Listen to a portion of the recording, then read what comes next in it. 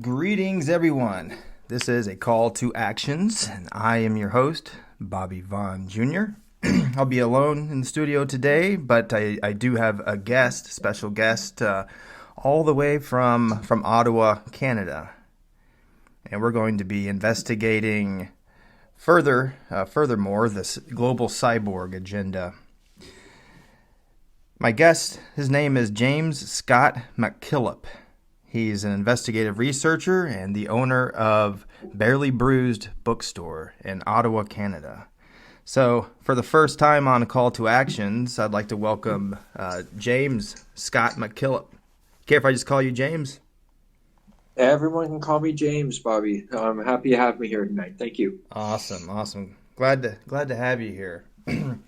So, there's a certain initiative or agenda that we're going to be talking about. But before we get into that, would you like to just kind of introduce yourself to the Call to Actions audience and why you got into researching a global cyborg initiative? Okay.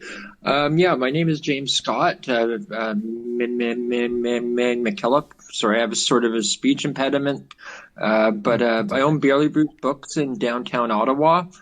At the beginning of COVID, say March 2020, when they locked my business down, I decided I was hearing all this stuff, myths and disinformation, and I decided I was hearing conspiracy theories and this, that, and the other thing, everything from Klaus Schwab to the jab was Elon Musk's Neuralink and stuff like this. And I decided to take, I unfortunately complied with the first lockdown here in Canada.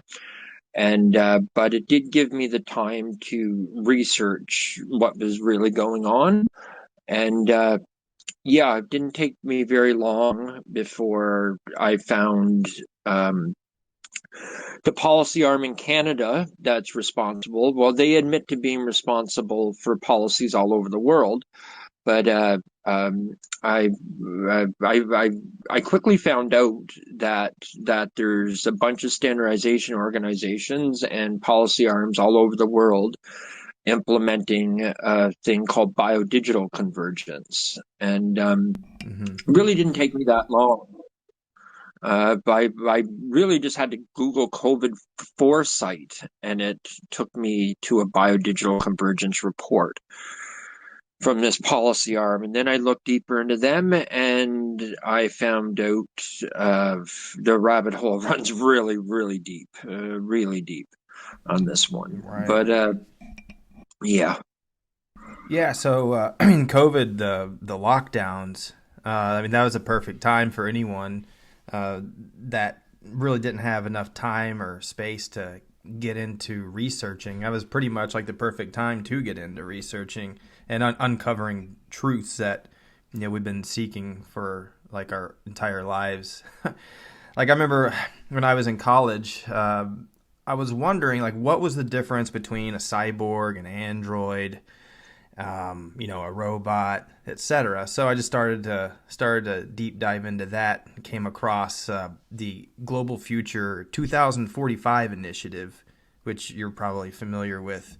But this one that Yes. that you're talking about. There's I know about.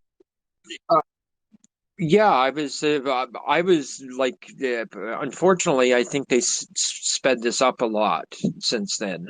I think this is being sped up to like 2030 and stuff. And that it's been happening for a while now. It's actually been in the works since probably about 2000, maybe even earlier than that. If you research like the history of cybernetics and stuff like that. But the stuff is definitely moving in very, very fast. Isn't the 2045 initiative from the Soviet Union or? Yeah, it started in Russia, and Yeah. it gained various members and supporters throughout the international community, including the U.S. Gained support even by the director of engineering of Google, Ray Kurzweil, who's a Yes. huge pusher of the singularity, or as you phrase it, based off of documents that you've uncovered, the Bio-Digital Convergence.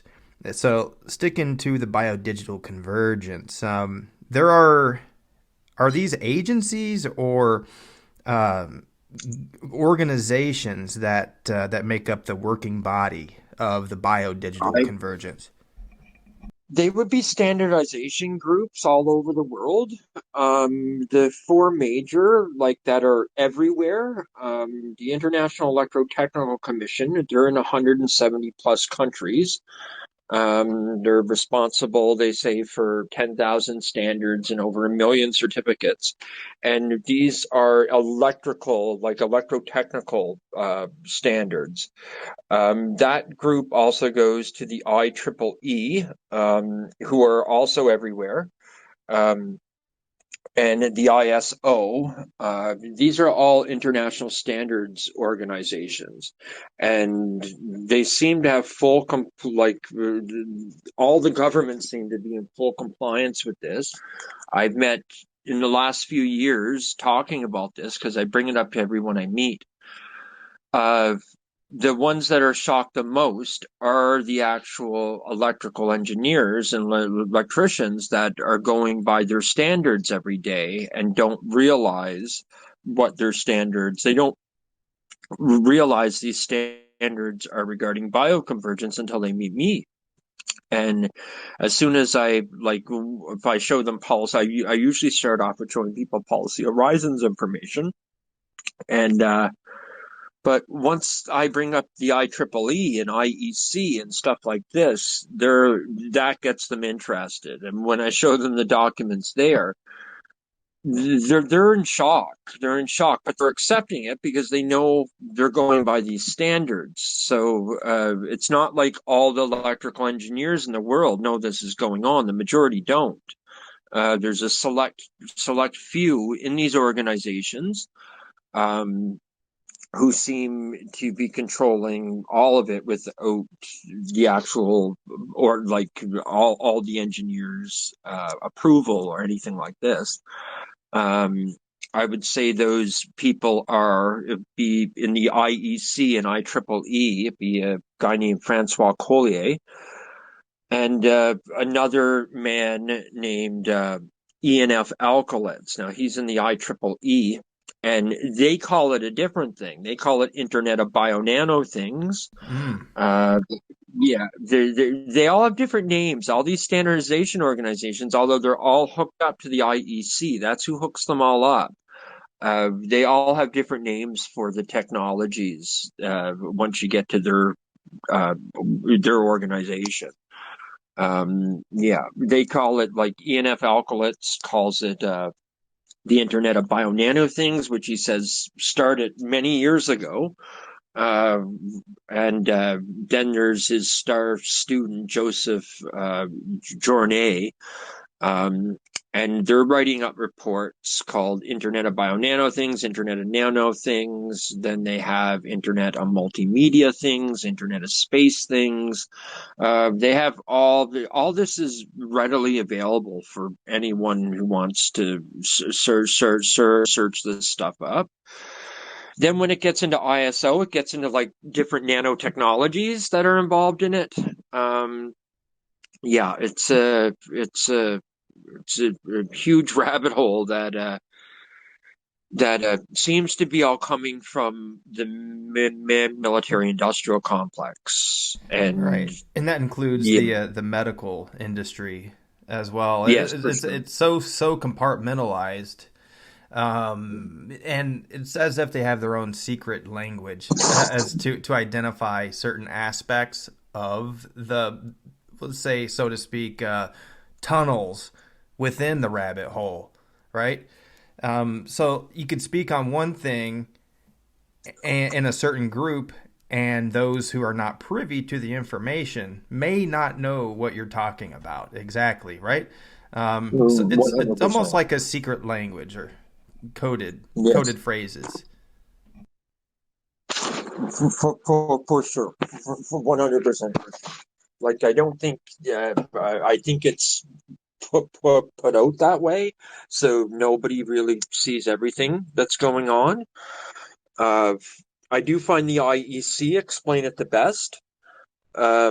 They at least explain the actual technologies involved. The From there, like I say, it involves everything. Well, as you said, healthcare. This gets into things like nutraceuticals and electroceuticals and all the stuff that's actually in, I would say, all the pharmaceuticals and the uh, uh, um, supposedly natural man medicine that people are purchasing. That Yeah, it's it even gets into our clothing. I don't know if you heard of exoskeletons or anything like that, but you'd probably Yeah. see that in the IET stuff. Yeah, it gets into so much. It's mind boggling.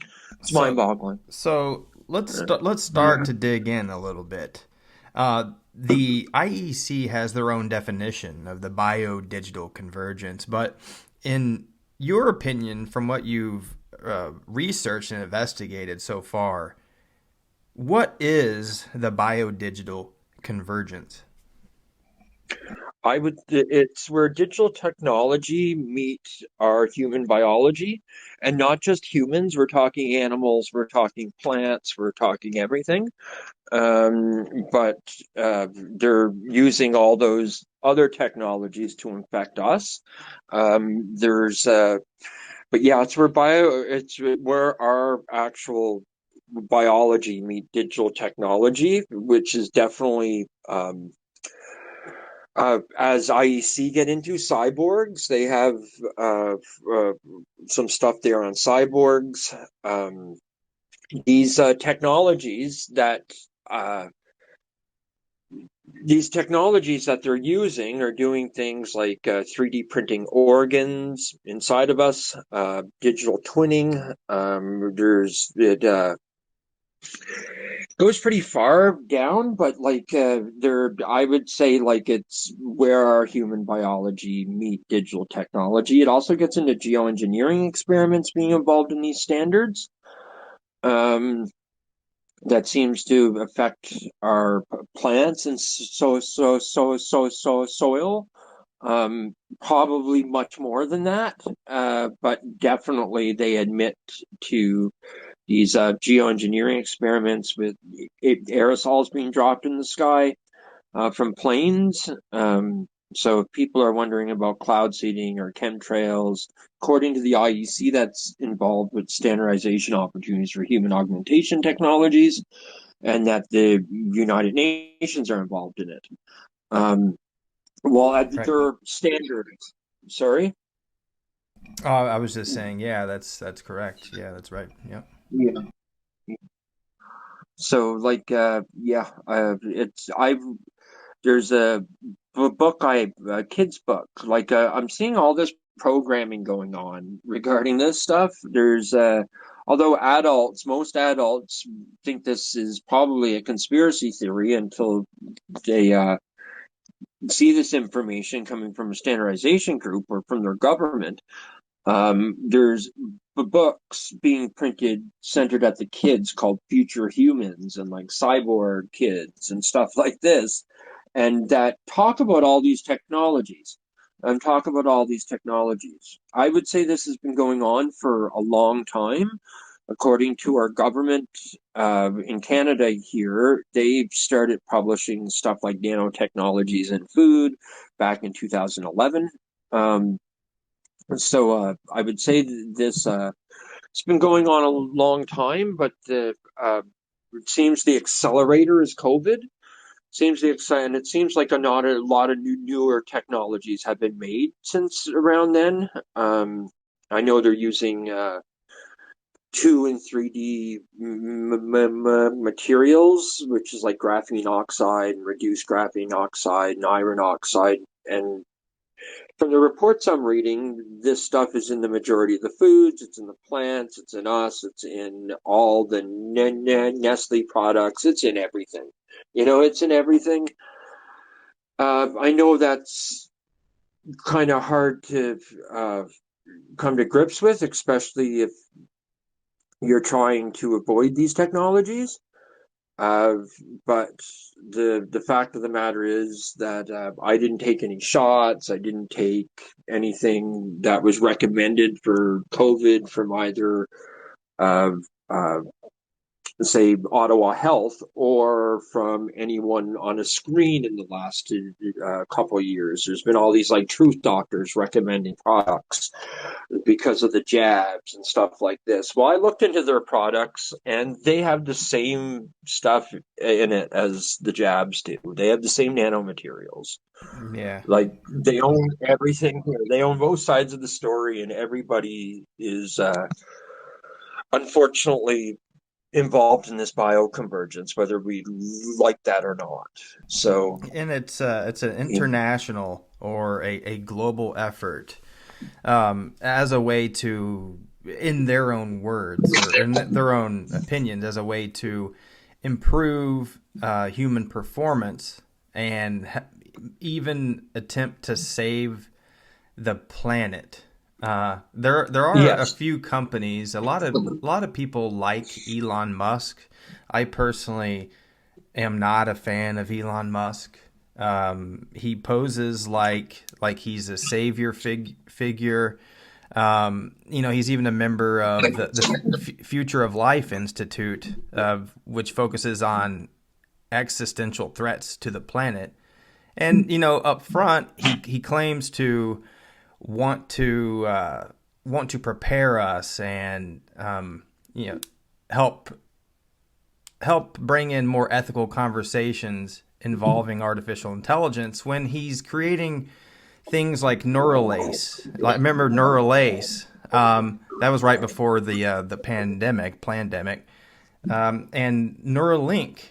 A few of these companies, we got Neuralink, BrainGate. We're talking about invasive brain-computer interfaces, which are implants into the human nervous system, typically within brains. We've got Neuralink, BrainGate, Synchron, Medtronic, NeuroPace, plus all kinds of others.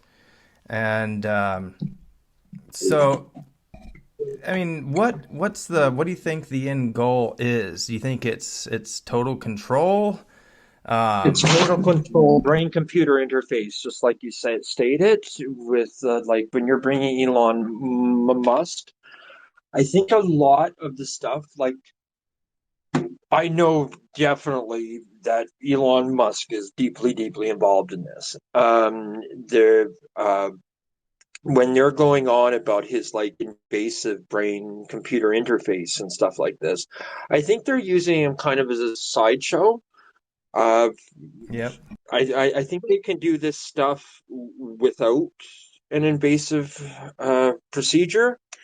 And I think if people all believe, oh, they need a Neuralink or a brain computer interface from Elon Musk, but they're only using his X or Twitter or whatever, that they completely avoided this. I noticed this big push towards Twitter as soon as Elon got in there.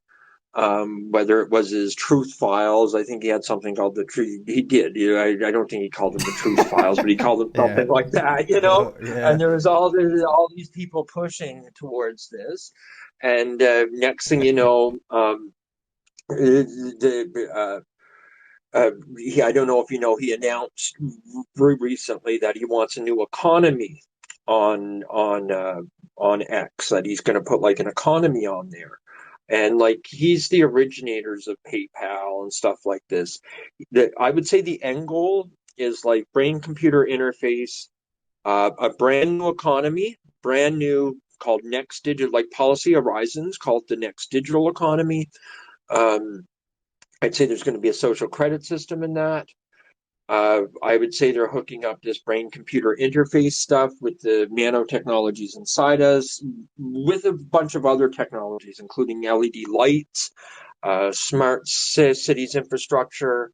Um, at least that's what the IEC is saying. Anyway, at least that's what they're saying.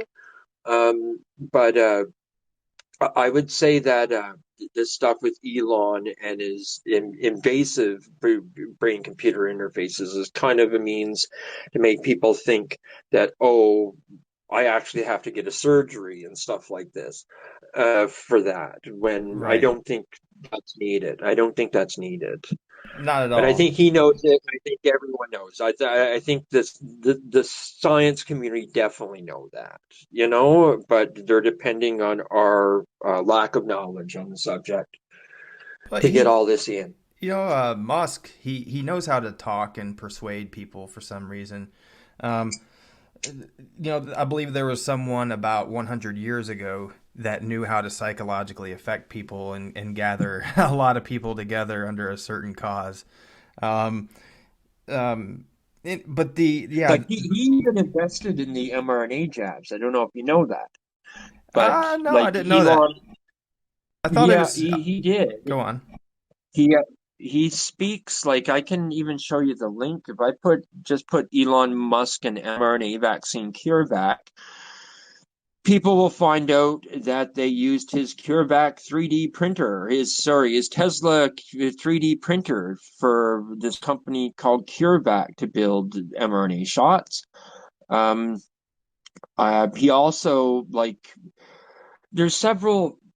How should I put this? I remember before the truckers' convoy here in Canada, Elon Musk was going on about how he supported the Freedom Convoy and stuff. Now, although he didn't put any money to support the Freedom Convoy, a lot of people listened to him and did.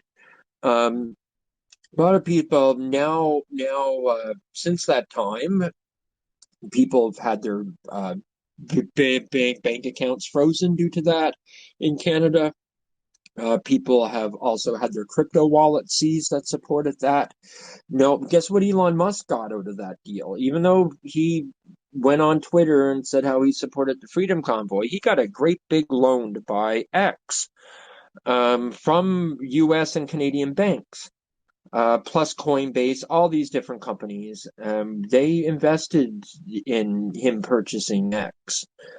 Since that time, Elon Musk, last December, I believe, he got his trucks on the road, his driverless electric trucks. The cyber trucks, right? Um, yeah, he's got them on the road. I would imagine all those truckers who came down here to Ottawa probably lost their jobs by now. But Oh, you're talking about driverless Elon got a great. semis. Driverless Yeah, semis. we're talking Okay, about. yeah, yeah. Yeah, he's got the driverless semis on the road since then. He's got all this stuff going on, and but yet he supported the Freedom Convoy. But yeah, he also helped make these CureVac vaccines. Right. And like I can show you sorry? I just wanted to say, yeah, share that information. While it's on my mind, you mentioned earlier before we, I believe it was before we really got going, before the show, was how you got started was you're hearing people talk about Elon Musk's involvement in the vaccine, and that the vaccine was actually a product of Elon Musk. Well, it is interesting to go back to that cold case um, and look at it again. I mean, the timing was interesting. He briefly came out into the public introducing uh, his Neuralace, not the Neuralink, which is the brain implant, but the Neuralace, Yeah. which was or is it's kind of faded off into the shadows for some weird reason. It's an injectable, pretty much mesh computer network. Correct? Okay. Well, I didn't know of the seed. Like, I knew about his Neuralink and not his Neuralace. So you're educating me here. That makes a lot of sense. That makes a lot of sense because I saw Elon Musk in a video. back in the hard. I couldn't find it when I was trying to find it about 6 months ago. But I remember him back in a video saying that you didn't need a surgery for his like his. I thought he said Neuralink, but it would make more sense that he said Neuralace now. Um, so yeah, maybe I can find that video by looking up Elon and Neuralace because recently I saw him on a video with who's that Joe Rogan talking about how you needed a surgery for this.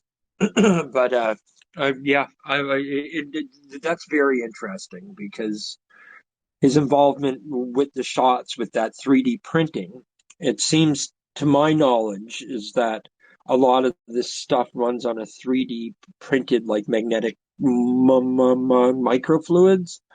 Um, our government, like everything I'm looking up towards those shots, like I'll put 3D printing and mRNA. It was involved with that. If you put 3D printed magnetic, if you put, sorry, forever and ever 3D printed magnetic liquids, you'll be taken to that Policy Horizons group, and they're saying it's used for a bunch of technologies, including making robots. Okay, including making robots. Now I'm seeing this 3D printing in our. Sorry? Yeah, I just never heard Yeah, anything like that. I was just kind of yeah, nobody's. wowed. I don't think, like, I think people are stuck on this graphene stuff. But I'll just Google 3D printed magnetic liquid COVID-19. It was involved with like the making of the masks. It was involved with the shots. It was involved with it now seems to be our food supply. Now, this document is just from Horizons, this 3D printed magnetic forever and ever. And Horizons say let me let me read this. This is only a short article. In late July 2019, scientists at University of Massachusetts developed a permanently magnetic liquid for the first time in the field of science, using a technique to 3D print liquids. Scientists created millimeter-sized droplets from water, oil, and iron oxides, and accidentally made the discovery while experimenting. The liquid droplets keep their shape because of some iron oxide particles bind with the surfactants, substances that reduce the surface tension of a liquid. As a result, this liquid becomes magnetic, able to take various shapes and moved around through external manipulation. The discovery of this new magnetic compound confirms the new and various possibilities offered by 3D printing and materials technology. In terms of engineering changes, this innovation allows us to rethink how two materials are joined. Although we think of magnets as being in a permanently solid state, they could conform to a variety of shapes and sizes. For example, this liquid compound could produce robots with flexible joints and manufacturing processes with more fluid movements. In addition, magnetic levitation trains could perhaps travel using this liquid magnetization. Other possibilities could arise in the medical field, facilitating the creation of fluid joints for patients who need surgery or joint replacements. Could this perhaps lead to a creation of cheaper and more effective joint replacements resulting in fewer pharmaceutical interventions? That's just one article. If that's from this policy arm, then you can go to the National Institute of Health and see 3D printed COVID-19 immunosensors with electronic readout, 3D printing in healthcare response to the COVID-19 crisis. I read those documents. Those are longer ones. And from what I'm reading, they were in everything regarding COVID, like the masks, the shots, even the sanitizer. Even the I sanitizer. was really weary about the sanitizer when it came out. Seriously, like it was kind of an interesting scenario. I think anyone with an investigative mindset would definitely have been a little weary at that point in history with this. Oh, this it's not even new. I remember when Germ-X came out. I was in fifth grade. That was probably wasn't too healthy for us because of all the the additives and stuff. I mean, it was pretty much pretty much liquor. in a gelatinous form, but had all these, all these other additives to it. But yeah, there's really no telling what was in it during COVID. I wanted to say one thing here. You're talking about 3D printed electromagnetic liquids, right? And I can send it. yeah, and they're talking about using these 3D printed electromagnetic liquids in human beings for In human beings. medical purposes. Mhm. So when it's probably in its experimental stage right now, I'd have to say. But going forward, when people start receiving these strange 3D printed electromagnetic liquids into their bodies, and we're already dealing with 5G, millimeter waves, microwaves, going into 6G, into the sub-terahertz frequencies. What could be the potential reaction that a human being would have having these liquids inside of them that are receiving signals from electronic devices, antennas, right? Couldn't Yes, be good. I would say that we're going to literally be harvesting the energy for 6G through these nanosensors inside of us. And I only believe that because of this IEEE, that ENF alkylates guy.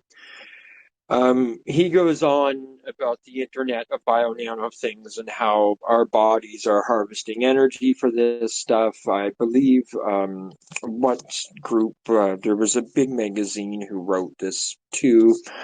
6G. Let me find it, but I would say like we're becoming the Internet. What was it? Believe it or not. Microwave Journal magazine, maybe. Go on though. No, no. I just put it's no this uh, Popular Mechanics wrote in January 6, 2023, the future of 6G telecommunications could come from visible light communication. Researchers at the University of Massachusetts, Amherst, believe using humans as part of the antenna system offers the most efficient way to harvest waste energy. But yeah, the lead headline to that is um, scientists want to use people as antennas to power 6G. My Um, goodness. Now, although that story gives very like it doesn't really tell you the science behind this. ENF alkylates from the IEEE will explain that if people Google Internet of Bio Nano things. He'll definitely explain that. There's several videos of him on YouTube talking about this to actual classrooms. Then there's him doing these teleconferences talking about this too. Um, I know that visible light communication they're referring to in that article is regarding LED light. So I would imagine it has something to do with the LED lights and the sensors inside of us, only due to this ENF alkylates, who I think is at the very top of the chain here. He's had a history with NASA, like a long history with NASA. He's had a long history with DARPA. He's had a long history with Georgia Tech, and now he's like the head of bio nano things at this IEEE. And he has a bunch of plans for 6G. He has a ton of plans for 6G with the terahertz band that you're talking about. Okay, like he says, the Internet of Bio Nano things runs on the terahertz band, and I would say that's going to get a lot of. I'd say that's going to harvest our energy through these antennas inside of us. Yeah, it sounds like 5G was really kind of a beta test for 6G. 5G, each antenna has to be approximately 10, 15 feet from one another, and they were a lot of the times shrouded, or shielded to where people did not know where the antennas were located because they were an eyesore, right? And that is the technical term. It's called shrouding. but they'd place them, within as close as they could, but pretty much no more than 15 feet. And then COVID, right? 5G, the 5G rollout globally, social distancing. We talked about this before with Candy Vandewalker. The social distancing, 6 feet apart. It seems to me, and I don't think it's too far off to make the claim that there's a possibility human beings were being used as antennas, and they were testing us 6 feet apart to see if we could be used as biological antenna, similar to their 5G antenna. And then 6G just takes it to a whole different level, though. Yeah, 6G would take it to a whole different level than that. And now he gets into this, the CNF alkylates. He has like the Internet of Bio Nano things, a review of applications. There's also the Internet of Nano, biodegradable, and ingestible things. That's another one from Ian. I wonder what the acronym is for that one. Yeah, it's mind-boggling what these people are getting away with. Seriously, yeah, But man. it is mind-boggling how they're doing all this without people's knowledge. And yeah, I don't know what to say about this, but Ian says we're going into the metaverse in 6G. He says society's going there. So, and with holographic people and stuff like this. It seems more to me that it's not a step in evolution. It's definitely not a step forward. It's a big step backwards, but it's disguised as a step forward or the next stage in human evolution. It's called post-humanism, right? Yes, that's what it's called. Yeah, this IEEE, I just looked at, like, they have this study 6G haptic holographic future. That one's not written by Ian, but it's written by like this standards organization that he's in. And yeah, I don't think this, personally, I don't think these electrical engineers and stuff are going to put themselves in this program, at least the ones in the top. I don't know. I don't think it is a step in evolution. I think it's definitely a step behind. But I think we're even going to be like locked down in our homes. And like if you want to travel to see your family, say 100 miles away or 1,000 or 10,000 miles, you're not going to be doing it.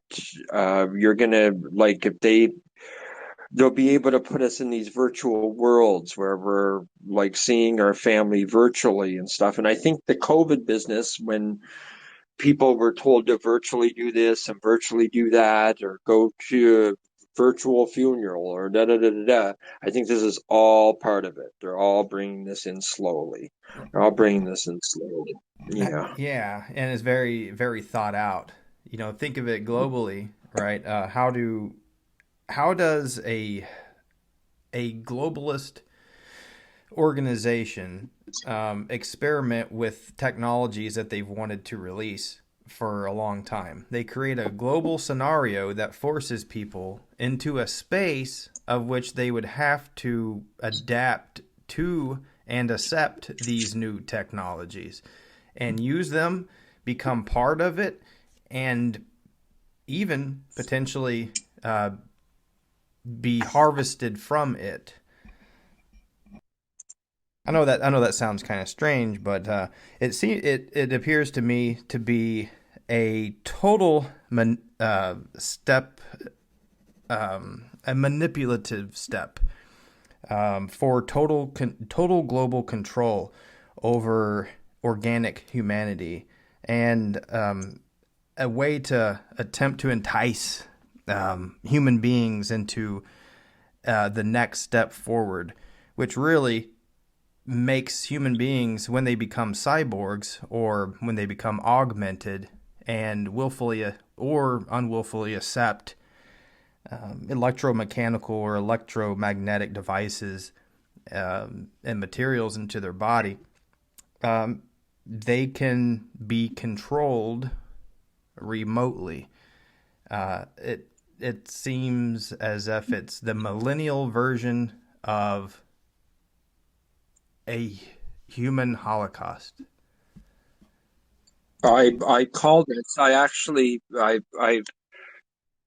sometimes call this the Horizons Holocaust, and Wow. yeah, yeah, I do. Through that, there's I don't know if you've well, I know I showed you that Policy Horizon stuff, but there's a Horizons EU and there's a Horizons Scanning Initiative.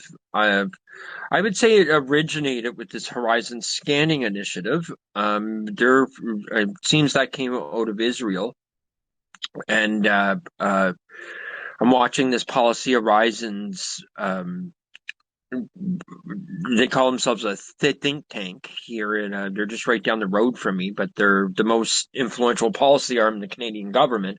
I've been watching them meet with Israel intelligence 3 times in the last few years, and that's how I found out about the Horizon Scanning Initiative from Dr. Victor Israel, who's been seeing horizons.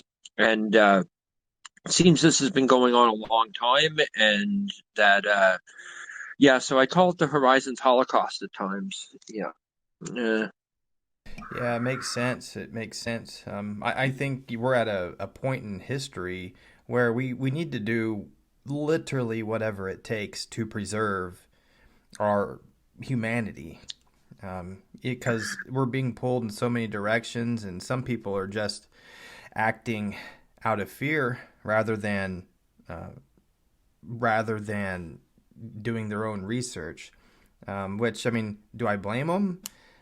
Not really, but come on, everyone, we all have the opportunity to do our own research again in this point in history. So we should not make quick, uh, potentially soulless decisions, or decisions that could take our humanity, our soul away from us. Um, what's sacred to me about being created in by God. What's sacred about human beings is we understand that we have the ability to make choices on our own. And when our own free will is taken away from us, potentially through some type of brain implant or some type of injectable, I have a huge problem with that, on a scale that is beyond words. Because to me, and I've thought about it for a long time, many times, the gift of free will is the greatest gift we were ever given, and we cannot allow that to be taken away for science or potential brain hacking or quote scientific advancements. We can't do that, and they're using advancements in the military industrial complex and the medical sciences and medical community as a way to push it and actually convince people. yes, they're definitely doing that. They had to push a lot of fear to do that, and I think that uh, uh, how should I word this? I think they realized that nobody would accept this. Like, there isn't any society that would reasonably accept these technologies coming in without question. So they are using words like vaccine, and they are poisoning our food supply, and they are doing geoengineering experiments. It's by any means necessary at this point for them, I think. Um, what does give me some hope is that, like, I talk to people about this every single day, every day. Everyone I literally every person that comes in the store, every time I'm on the street, if I get chatting with someone, doesn't matter. I've stood outside the University of Ottawa passing out pamphlets to Horizons. I even had a group discussion on this with the community, for a while. The majority are questioning the documents I'm showing them. I was thinking it might come a point where they won't even like question this stuff. Um, the majority are questioning it, and that's what gives me hope. They don't understand it. It's very, very difficult to understand, like a lot of these technologies. But I've gotten some great feedback from lots and lots of people.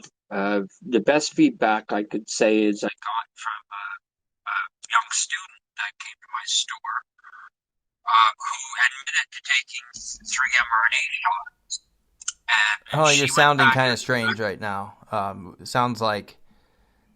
Sounds like you're like on the radio or something. sounds like I'm on the radio. Let me try to fix that. It went to like, like flash to an FBI agent tapping the phone call kind of sound. It, yeah, it's There we go. happened like that a couple times on my end too now Uh, since we started this. okay, I would you sound fine now. Okay, go on. Sorry, I I didn't mean to sound interrupt. fine now. No worries. Well, she came back to the store about a month later and told me she read up on all this stuff, and she clearly did. She knew the standard organizations. She knew what Horizons was planning. She knew about smart cities. And she told me she was brought it up to a couple of her friends who are questioning it too. Um, Even though I'm sure they're probably in the same situation as she was, maybe took a couple shots, uh, considering they're all students at the university and had to. But she came back here and she felt the only way was literally to inform everybody in our communities right now, like a door to door kind of movement. Awesome. And anyone who questioned this information, that we would start an ethics committee by the people, with no scientific community in it. And if we had any issues, like whatever issues we did have, we could try to work around those as a community. And she felt this way because she seemed to feel, after she read these documents, that the smart cities were involved. And I would agree with her that the smart cities are definitely the end goal here, is to put us in a new economy with these smart city infrastructure where we literally can't get out of them. Um, she felt we'd have a lot more power in the municipal levels of our government than we would ever in the provincial or federal here. And I agree with her there too.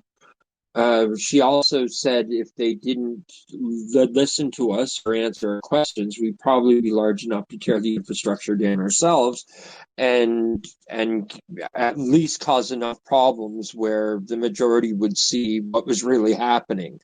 And and I have to say I agree with her there too. I couldn't believe the input from a young lady who went back home and actually read the articles, you know? Yeah, And that that's gave me, awesome.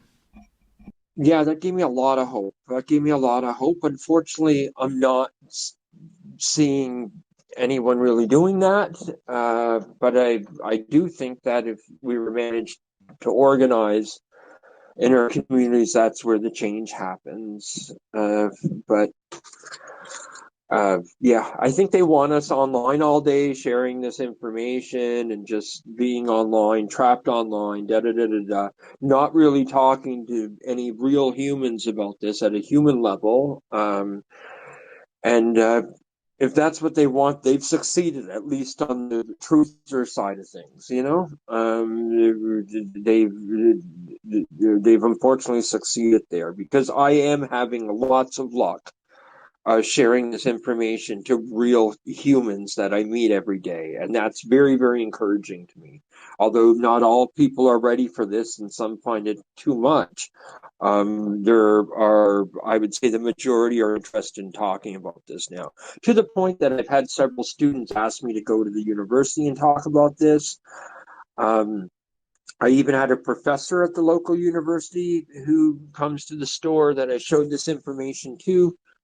Um, he went back and he brought this information, just one article, up to his classroom, uh, called Canada Beyond 150, Capital and Debt. It's about a new social credit system, from Horizons. And he said at the end of the class, he said, if anyone is interested in this stuff, there's a lot more information at horizonsgc.ca. And some of those students went back like some of those students looked into Horizons, went back to him and asked them, like, why aren't professors talking about this? Why is nobody talking about this stuff? They're talking about giving us brain implants. And he told them to come talk to me.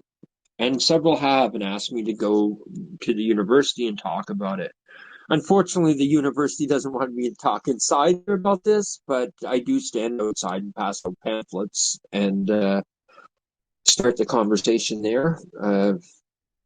But if I think they sort of feel, I've also spoken to professors that want to talk about this, but feel they're going to be canceled out, like Jordan Peterson. These are their own words. I don't know if you've heard of Jordan Peterson, but he's a Canadian that, in my opinion, hasn't been canceled out at all, but sort of appears online that he may have been, due to his thoughts.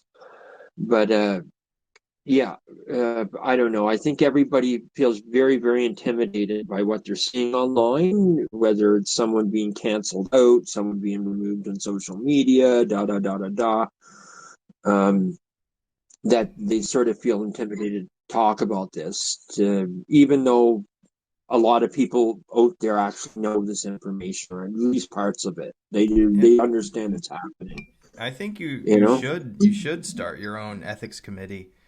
It doesn't have to be registered, trademarked, or copywritten necessarily. It could just be just a group of local people coming together to discuss a common issue that they have with technology. I don't know what you'd call it, but I think you could do it certainly.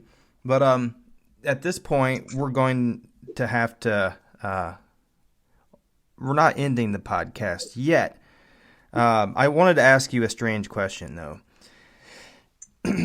um, what is a cyborg slayer as compared with a vampire slayer?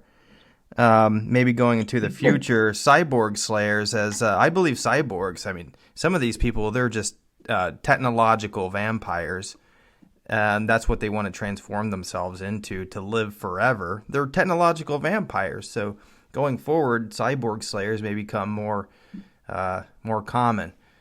Um, so what is a cyborg, and what's the difference between a cyborg and a cyborg slayer? Um, this is actually the first time I heard Cyborg Slayer, but I would say a Cyborg Slayer is somebody like you. I would say a cyborg slayer is somebody like you who is not very happy with cyborg society, and myself. I'll add myself into that equation, and I would say you're a cyborg slayer, and I would say that we could all be cyborg slayers if we decided to make ethics committees in our communities Yeah. against these technologies, and decided to point our efforts towards where we can actually make change, and that would first come with educating society regarding what's happening. Absolutely, and it first starts with having a conversation, and that's where it all starts. That's where it all starts. That's where any effort for a good cause, for any cause, starts. And James Scott MacKillop, this has been an awesome and awakening conversation with you. You gave me so many more clues and acronyms that I was unfamiliar with. So before we wrap up this podcast, this is podcast number 64 on the Bio-Digital Convergence. Is there anything else you'd like to say within the next few minutes? I would like to say, anybody who's listening to this, please Google Bio-Digital Convergence. from the Policy Horizons IEC. It's Internet of Bio Nano Things, the IEEE. I really hope people will spend some time trying to find out the truth here, because all the information is up there and readily available for anyone, and nobody wants this. Nobody wants this new society they're planning. Nobody. So the time is now. That is correct. And don't let anyone convince you that it is for your own good, or that you want it, or that you need it. And with a call to actions podcasted on all networks. We do this completely independent. Just myself, my wife, Kimberly Schultz. We're on iTunes, iHeartRadio, Spotify, and all those. Our guest here, James Scott MacKillop, investigative researcher and owner of the bookstore in Ottawa known as Barely Bruised Books. So if you're in Ottawa, check it out. Check it out. It'll be fun. I've seen photos of your shop, and I would get lost. I'd have to stay in there all day, literally. So yeah, check it out. And on behalf of Kimberly Schultz and all of our supporters, this is Bobby Vaughn Jr. checking out, and I'm going to leave you with a song. This is from an old school punk band called Cold War. The song is called The Machinist. Enjoy. Have a good night, Bobby. Thank you. You and Kim. All righty. God bless, brother. God bless.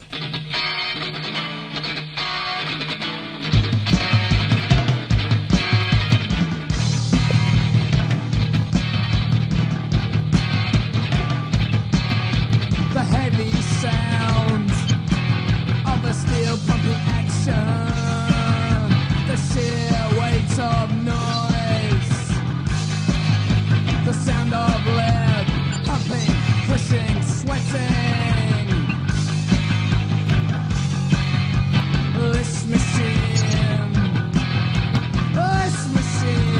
must go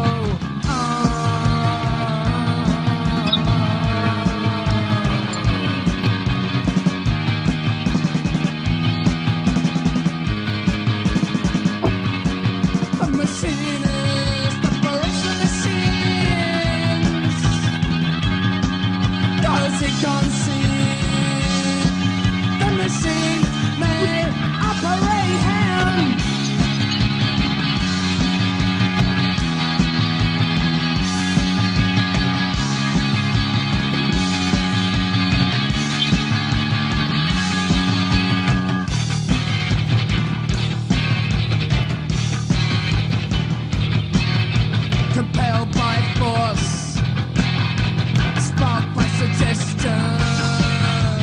No turning back now. No turning back now. This machine must go.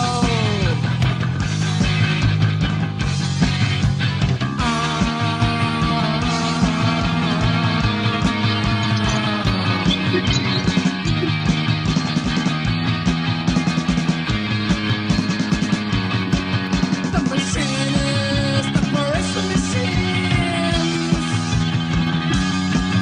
Those who can't see, the machine may operate him.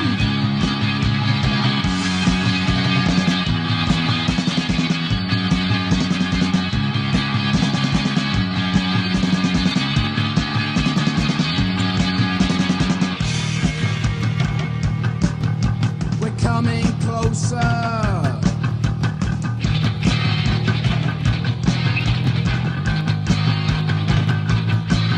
to the computer.